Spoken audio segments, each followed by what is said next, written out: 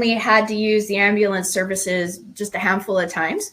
But one really number one important thing to remember is that covered in your insurance? So this again speaks to what I said earlier. Please be prepared ahead of time. Know what is covered on your insurance plan. Hopefully you would have it. And if you don't, then, I don't know how that works. If you don't currently have a healthcare plan, I would imagine you're going to pay out of pocket. Wouldn't know the amount to that, but you would have to kind of cross that bridge when you get to it. But one ambulance situation I had, which wasn't urgent, but just needed an ambulance anyway. And my son had gotten a nosebleed, except it was the kind of nosebleed where he thought it was a crime scene. And it was starting to cause a lot of people concern. We were in a local Costco and it wouldn't stop.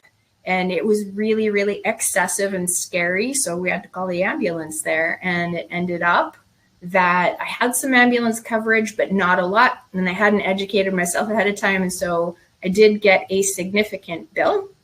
But thankfully, they were able to, make a couple more assessments and negotiate that down a little bit. So again, it's really important to know if those services are covered for you. And I think that's pretty much everything that the slide is talking about. Emergency room, urgent care. I'm going to advise you to go to an urgent care first. Emergency room is the same thing. You want to check your insurance. Some insurances, and I used to work in Nevada. I used to work for MGM Resorts, and they had their own insurance. And it was my job to work with the doctors and the MGM employees and be the liaison between all of those things. And it was really important to know that if you went to the emergency room and it was non-emergency, it wouldn't be covered. So you would have a really big out-of-pocket pay on that one.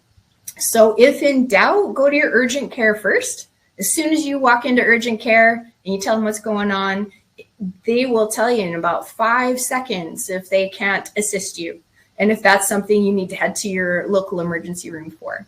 So it's better to go to urgent care first and then make sure you don't incur a big copay as opposed to going to your emergency room.